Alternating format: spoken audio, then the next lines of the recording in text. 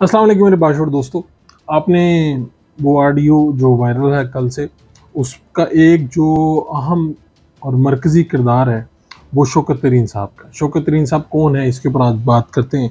शौकत तरीन साहब इमरान खान साहब की कैबिनेट में वज़ीर ख़ज़ाना बनाए गए और अब्दुल हफीज़ शेख साहब के बाद 2008 से 2010 तक यूसुफ रज़ा गिलानी साहब की जो कैबिनेट थी उसमें भी ये वज़ीर ख़ज़ाना रहे और इससे पहले भी ये एक मरतबा सेनेटर बन चुके हैं। आज जो ये हैं पाकिस्तान तहरीक इंसाफ के सेनेटर हैं, इससे पहले ये पाकिस्तान पीपल्स पार्टी के सेनेटर रह चुके हैं। इनमें और हफीज़ शेख इनमें और शौकत अज़ीज़ हैं उनमें भी कुछ मुमासलतें हैं। इनमें और अब्दुल हफीज़ शेख में मुमासलत ये है कि दोनों पीपल्स पार्टी की जो हुकूमत है उसमें वज़ीर ख़ज़ाना के तौर पे सर्व कर चुके हैं और दोनों ही पाकिस्तान तहरीक इंसाफ की जो हुकूमत है, यानी ये अभी जो हुकूमत इमरान खान साहब की गुजरी, उसमें भी वज़ीर ख़ज़ाना के तौर पे सर्व कर चुके हैं। अब्दुल हफीज़ शेख साहब को तो जो सेनेटर है वो नहीं बन सके थे। पाकिस्तान तहरीक इंसाफ ने टिकट भी दिया, इलेक्शन भी लड़ा, लेकिन यूसुफ रज़ा गिलानी साहब उनको हरा कर सेनेट के रुकन बन गए थे, जबकि दूसरी तरफ शौकत तरीन सेनेट के रुकन बनने में कामयाब हो गए थे। और 2010 की ही बात है कि जब ये सेनेट थे पाकिस्तान पीपल्स पार्टी के, तो ये उस वक्त के जो गोशवारे थे उनके मुताबिक पाकिस्तान के अमीर तरीन सेनेटर थे। शौकत तरीन साहब के बारे में बहुत सी बातें होती हैं, बहुत सी चीज़ें कही जाती हैं कि आखिर ये कौन है, इनकी खोज लगाई जाए। वैसे तो ये पाकिस्तान के शहर मुल्तान में पैदा हुए, जहाँ पे यानी यूसुफ रज़ा गिलानी साहब पैदा हुए। 1953 को पैदा होने वाले शौकत तरीन जो पेशे के एतबार से बैंकर हैं। और दिलचस्प बात जो इनकी मेरे पास वो पहुंची हुई ये कि 1975 में इन्होंने सिटी बैंक में मुलाजमत इख्तियार की थी। 22 साल ये मुलाजमत करते रहे हैं थाईलैंड में कंट्री हेड के तौर पर। और इनमें और हमारे एक वज़ीर आज़म रहे हैं शौकत अज़ीज़ साहब, उनमें मवासलत ये है कि दोनों एक ही बैंक के यानी सिटी बैंक के मुलाजिम रहे हैं।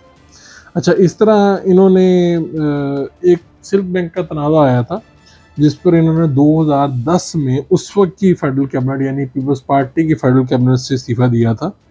अभी बैंक यूनियन बैंक के भी सरबराह रह चुके हैं, सिल्क बैंक के बोर्ड ऑफ डायरेक्टर में शामिल हैं और 2010 के गोशवारों के मुताबिक ये अमीर तरीन सेनेटर हैं। मैं आपको एक जो मारूफ सहाफ़ी हैं, सीनियर सहाफ़ी हैं रऊफ़ कलासा साहब, उनका इनके बारे में उनकी राय क्या है वो मैं आपको पढ़ के सुनाना चाहता हूँ ताकि आप ज़रा इसके बारे में समझ सकें उनकी इंफॉर्मेशन क्या है।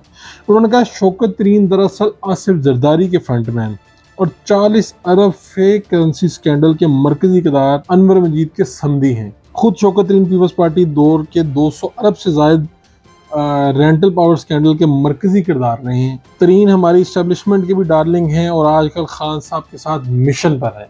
ये रऊफ़ कलासा साहब ने कहा है, मैंने नहीं कहा।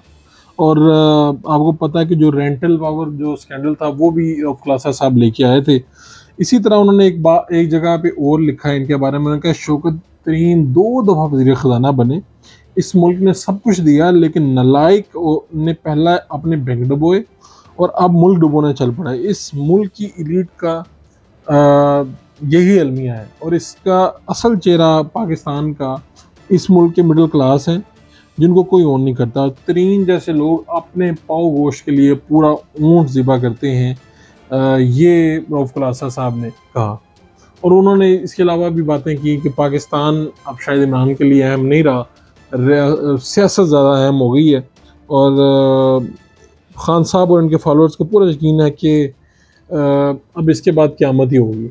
ये रऊफ़ कलासा साहब कह रहे हैं, सारी बातें कर रहे हैं। आपने शौकत तरीन साहब की बातें जो मैंने आपको इन्फॉर्मेशन दी कि शौकत तरीन साहब का बैकग्राउंड क्या है, कि यहाँ वाकई इस तरह के लोग कभी पीपल्स पार्टी के रिप्रेजेंटेटिव होते हैं और बड़े बड़े बैंक्स में नौकरी करने के बाद फिर ये आते हैं, किसी एक पार्टी से सेंटर बनाए जाते हैं, फिर दूसरी पार्टी से सेंटर बनाए। आप इस्लामाबाद में जाएंगे तो आपको लोग शौकत तरीन साहब के बारे में बहुत सी कहानियाँ सुनाएंगे और बताएंगे कि ये किसके कोटे पे सेनेटर बनते हैं। जिस तरह सीनों ने अपने उसमें लिखा कि ये इस्टेब्लिशमेंट के डार्लिंग है, बिल्कुल अब्दुल हफीज़ शेख साहब के बारे में और इनके बारे में यही मारूफ है। मुझे याद है कि अब्दुल हफीज़ शेख साहब का जब इलेक्शन था सेनेट वाला, तो उस वक्त मैंने साथियों से पूछा कि कौन जीतेगा, उन्होंने कहा अब्दुल हफीज़ शेख, क्योंकि वो जिनके खिलाड़ी हैं वो कभी हारने नहीं देते। फिर बाद में मैंने ये तस्दीक भी की गिलानी साहब के साथ, जो जिन्होंने उनके मुकाबले में इलेक्शन जीता था सेनेट का। तो उन्होंने कहा कि वाकई वो जिनके खिलाड़ी हैं उनको भी यकीन नहीं था कि ऐसा हो सकता है, क्योंकि उनकी कैलकुलेशन पूरी थी, लेकिन हमने पता नहीं लगने दिया। क्योंकि गिलानी साहब के पास जो वोट थे वो कम थे, लेकिन उन्होंने ज़ाती ताल्लुक पे, पुरानी रिश्तेदारियों पे, और जो जो लोग उनके साथ रहे थे, जो बाद में पीटीआई में चले गए थे, उन सब से वोट लेके सेनेट के वो रुकन बने थे। और अब आपके सामने ये बात जो रऊफ़ुल आसर साहब तस्दीक कर रहे हैं कि ये अनवर मजीद साहब, अगर आप गूगल पे जाके देखें, उनके भी समधी हैं। 200 अरब से जो बड़ा वो स्कैंडल था उसके भी मरकज़ी किरदार हैं। और फिर आजकल किन के साथ खड़े हैं और क्या बातें कर रहे हैं। और दिलचस्प बात यह है कि पाकिस्तान तहरीक इंसाफ के लोग शौकत अली साहब का ऐसे दिफा कर रहे हैं जैसे वो उनकी पार्टी का असल चेहरा हों और उनके पुराने साथी हों। हालांकि वो चंद साल पीछे जाएं तो वो शौकत अली साहब का कोई पता नहीं लगा सकेंगे। अपने मेज़बान फ़ारूक हुडैज को इजाज़त दीजिए। अल्लाह ने